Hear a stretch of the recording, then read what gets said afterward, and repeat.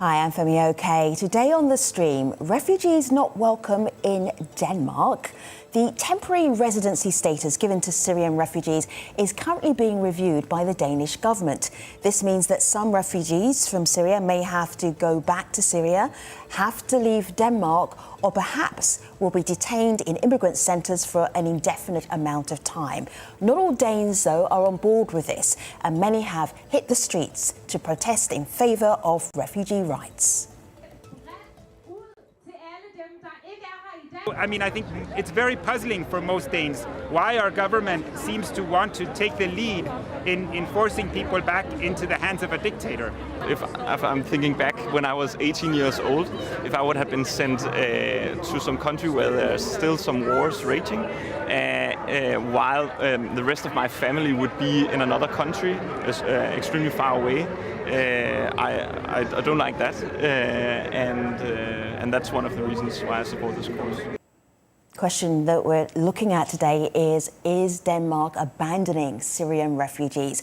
If you're on YouTube, you can jump into the comment section, comment and ask questions of our guests and be part of today's show. Let's meet the guests. Hello to Michaela, hello Fawaz, and hello to you, Niels. I'm going to get all of our guests to say who they are and tell us what they do. Michaela, it's good to have you on the stream. Can you explain what you do?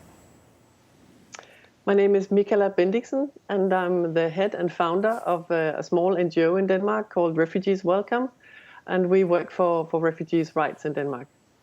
Thanks for being here. Hello, Fawaz. Welcome to the stream. Introduce yourself. Hello, my name is Fawaz Azato. I'm a civilian activist and refugee from Syria. Welcome. And hello, Niels. Good to have you on board as well. Introduce yourself to our international audience. Thank you and good evening. My name is Niels Jespersen. I'm the editor-in-chief of the web magazine PU, which is a social democratic web magazine in Denmark. Good to have you. Fawaz, let's start with what is happening with Syrian refugees right now in Denmark. Would you say that many are in a very vulnerable position because of this review of their temporary residential status? It was always going to be temporary, wasn't it? Well, it wasn't from the start to be temporary, actually, because when the Syrian came to Denmark, it was the integration contract was 5 years, and according to the law, it's like in the way to be a stable life for these refugees. But after all of these legislations or decisions from this government, so they put people's life on the unstable daily anxiety. I'm just wondering why the Danish government is reassessing Syrian refugees right now, Niels, in Denmark. What's happened to make the situation different for the government to say, I think some of these Syrian refugees, they can go back to Syria right now? Well, first of all, it's actually not government decisions. We have a refugee appeals board who take these decisions, and it's based on laws passed by most parties in the Danish parliament. So that's the reason for it. I think the logic behind it is that if you want to make room for refugees in Denmark, then the refugees who no longer needs protection, well, they would have to leave Denmark. And I also have to stress that no one is actually being deported or sent to Syria. But if your residence permit in Denmark gets revoked, well, then you will be asked to leave Denmark. And if you refuse to leave Denmark, well, then you will have to go to these departure centers. I'm just going to bring in the spokesperson for the Social Democrats, who's summing up a little sense of how the Social Democrats are thinking about refugees in Denmark. Have a listen. For many years, it was almost every asylum seeker who arrived in Denmark who ended up as an immigrant in Denmark and ended up staying in Denmark forever.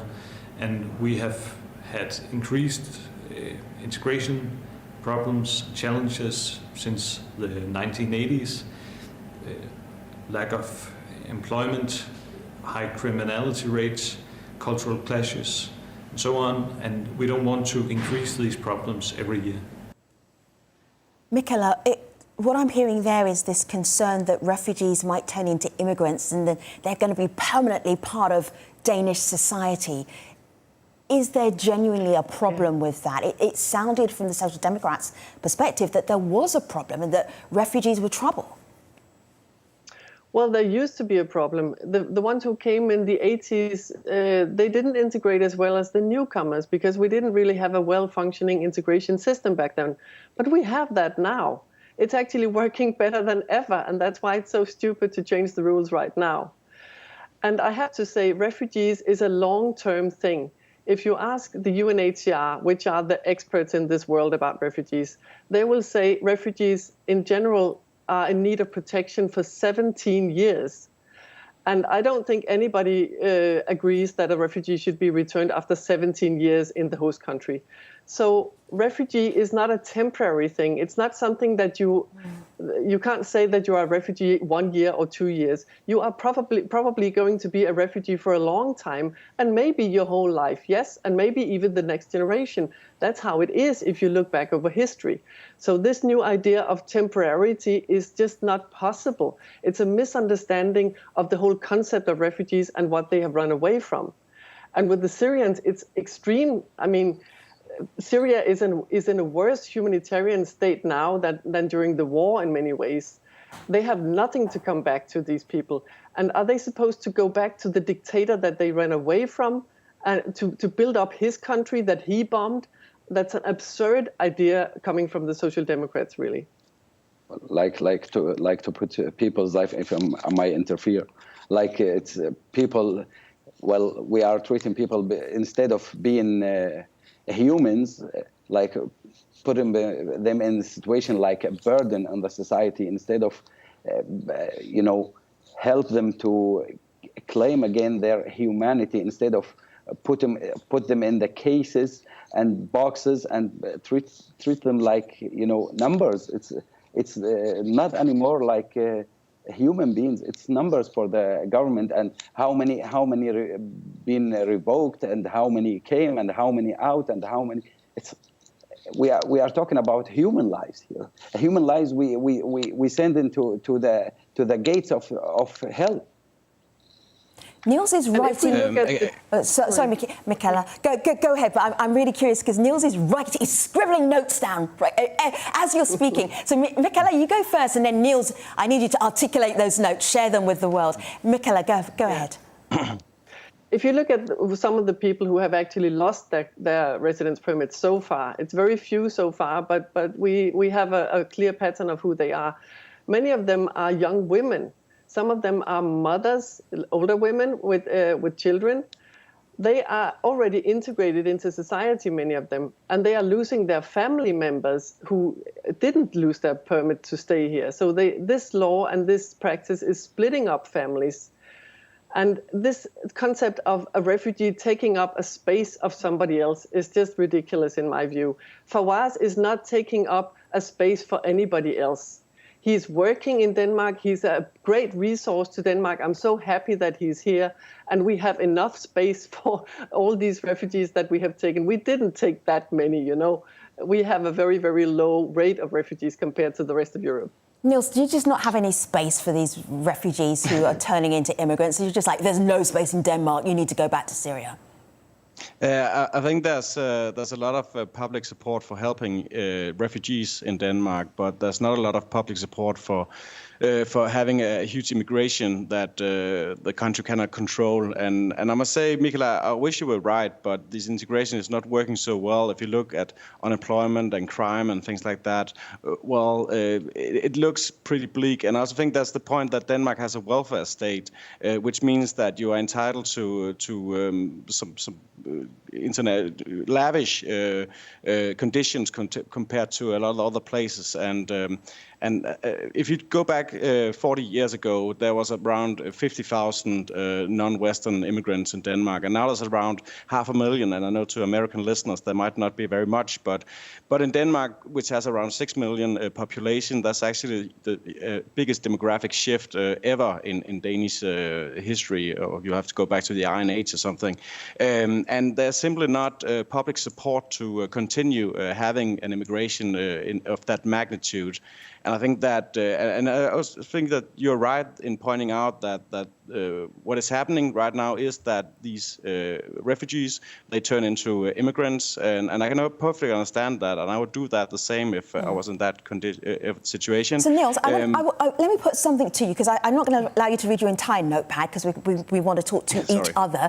So this is Sarah, she's from Human Rights Watch, and she is saying that it is not safe right now for Syrian refugees to go back to Syria. Have a listen to her point and then respond directly off the back of it.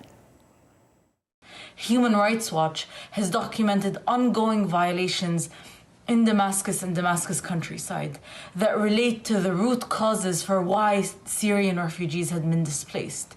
This includes arbitrary arrest and mistreatment by all parties of the conflict, including the Syrian security services, catastrophic humanitarian conditions, lack of healthcare access, lack of shelter, lack of food, continued abuses experienced by Syrian population inside of Damascus and Damascus governorate, all leading us to the conclusion that Syria and Damascus are not safe for return. Niels, go ahead. Well, yeah, I can perfectly understand that argument, but there's a lot of places, sadly, in the world where they are dictators and where you don't have good conditions. You could also argue, what about people who live in Baghdad? What about people who live in Sana'a in Yemen? What about people who live in Mogadishu?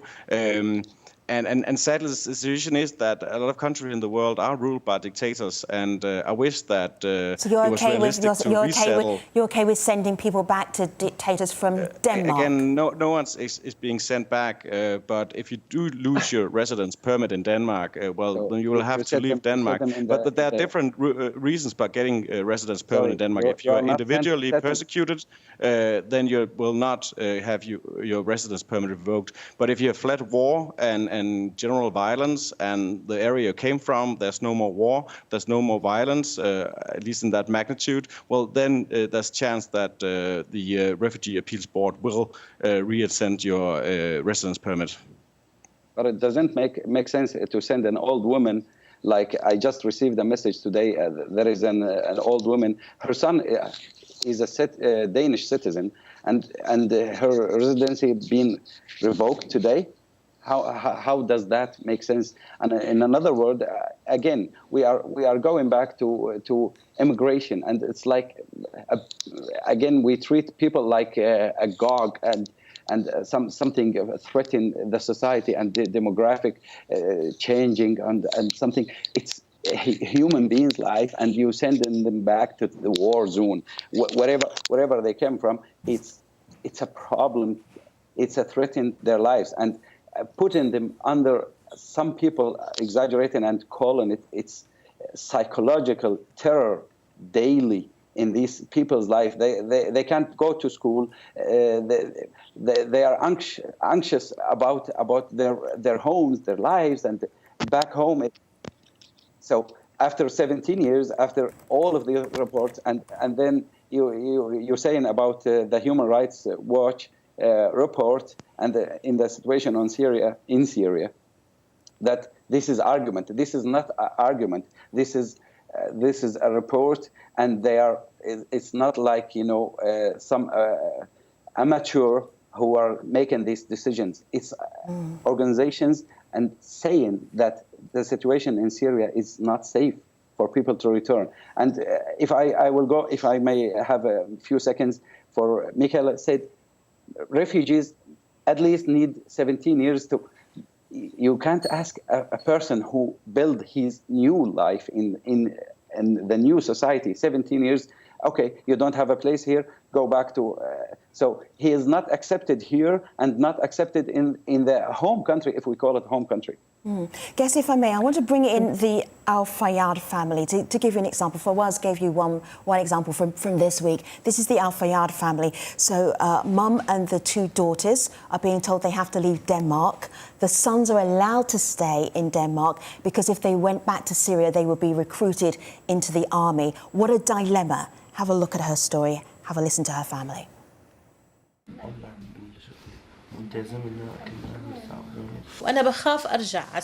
I'm scared of returning to Syria, of this regime that killed my husband, and his brother, and I'm scared of being arrested. They may ask me, where are your sons? They must do military service. I came to Denmark, and I was settled. But now I'm not, because I might have to go back to Syria. I expected her to be able to stay. I could never imagine her not being able to stay. My mother is sick and she's very depressed. I could never imagine her license not being extended, nor my two little sisters.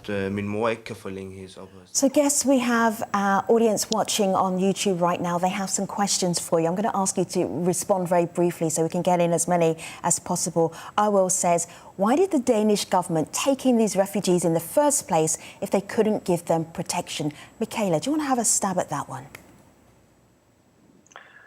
Well, the Danish government is trying to balance on a very, very narrow line of human rights, because on one hand, they want to follow the rules and not be expelled from the international society. On the other hand, they're trying to please voters, which are becoming more and more xenophobic because of many reasons, and mainly because of the Social Democrats and other parties turning around on these issues. So they're trying to keep kind of a balance, so they will revoke some of the residence permits and not others, and in this way split up families, which is crazy. And I think this family that we saw live here is a good example of what we're talking about, because the mother will obviously be hard to integrate in Denmark. She will have a hard time learning Danish and finding a job here, because it's not easy. But the young man and his young sisters, of course, they will be a resource and an asset to Denmark, and they can integrate easily. There is no reason to split up this family. And refugees is not about integration only, or about the benefit of the host country. It's about protecting human lives, as Fawaz also said. It's about humanitarian rules and about respecting human life. And yes, there are many people in danger all over the world, as Niels mentioned before. And of course, we can't take all of them. But it's a fact that 85% of the refugees in the world are in the development countries. Michaela, and we take very, very few here. I hear you. I want to put a few more YouTube questions, because all of you guests are inspiring more thoughts, and they really want to understand what's going on in Denmark. Tibbs, this is for you, Niels. Asks, each country has the right to choose who comes and stays and who doesn't. Denmark has the right to do what it's doing right now. Niels, go ahead. Very briefly, though. Well, yeah, it does. But what we have seen for the last 40 years in Denmark is that we have had what we call asylum migration, where asylum seekers become immigrants. And I think that the refugee conventions were made at a time when the norm was that refugees would go back when there was peace in their own country. We had a lot of Germans after the Second World War, and they went back to Germany afterwards. So it's a fairly new thing, and I think that has changed it a lot, and also eroded the public support of helping refugees, because, as what's the case, refugees do become immigrants in Denmark. What I'm seeing between the guests, you'll see, as Niels is speaking, Fawaz and Michaela are nodding their heads. We're seeing the deep fault lines between how they see immigration and the impact of how refugees can have on a country, and whether it's positive and whether it's negative. We see that split. But let me just get back to this current situation. But may I say, I'm not opposed to immigration, but I think that Denmark needs to have control over who gets to immigrate. I see immigrants as a resource. You already have Syrian refugees in the country, so you don't want the ones who are already in the country to stay there? I think that when you give asylum, you should give it to people who are in need of protection. And there's a lot of people in the world who are needing protection. So if people don't need protection anymore, I think that they should give up the place to someone who are in need of protection. Because there's a lot of people in the world who do not receive the protection that they are in need of. Yeah, this is the nodding of the heads going on again back here. This is from the Danish Minister of Immigration and Integration. This is really important. We spoke to the ministry, and they were very clear about what's going on right now with Syrian refugees. They said Denmark has been open and honest from day one. and their residence permit is temporary in that the permit can be revoked if the need for protection ceases to exist. We heard Fawaz earlier disagreeing with that. Now, the conclusion of the board, whether it was safer for Syrians to go back, general security situation in the area in and around Damascus has improved to such an extent that the need for protection for persons who are not individually persecuted, etc., etc. So this is what the Danish Minister of Immigration and Integration is saying, is it is safe right now for Syrian refugees to go back to Syria. But here's the problem. If they don't go back of their own volition, if their temporary residence status is revoked, they can't go to another country. They are put into an immigration centre, and that is problematic. I want to just bring up from one of the people earlier that we spoke to. This is Michaela Pugliese, and she's talking about refugees being imprisoned because their temporary status has been revoked. Have a listen to Michaela. Syrian refugees who refuse to return voluntarily could end up living in deportation camps in Denmark even for years. This is far from a durable and sustainable solution. The revocation of the Syrians' refugee status is insufficiently grounded, premature and illegal. The country of origin should have changed in a profound and enduring manner without a precondition to return to specific safe parts in order to be protected and free. For us, what do you know about these immigration centres, these detention centres? Well, this is like open. I don't know. I don't want to exaggerate, but you have 3 meals a day in this, specific times, and you are allowed to go out after a permission. And this is my knowledge about it. And you are not allowed to work, no school, nothing. And maybe a whole family will sit in a small room. And there is no purpose, like they can't go to their homeland because their life in danger, and they can't live here in Denmark and have opportunity to take a breath and maybe have a chance to contribute or to reclaim, because we are talking from refugee to the immigrant, but we are not talking about refugee who have become a human being again. Niels, I'm just looking at this. Can I say I've seen many of these? Yeah, go ahead, Michaela. Go ahead. Yeah. I have visited all these camps many times. I just wrote a report which is coming out here in June about these deportation camps. And they have just been established with the sole purpose of pressuring people to go back voluntarily, so-called voluntarily. They are deliberately as empty and as limbo-like as you can make life. There is no activities going on. You're not allowed to work. You're not allowed to study. You can leave. You can walk out the door, but you have to come back within 24 hours, and you can't go anywhere because they're very, very remote places. So it's like, in many ways, I mean, even the prison staff say that it's worse than the real prisons in Denmark.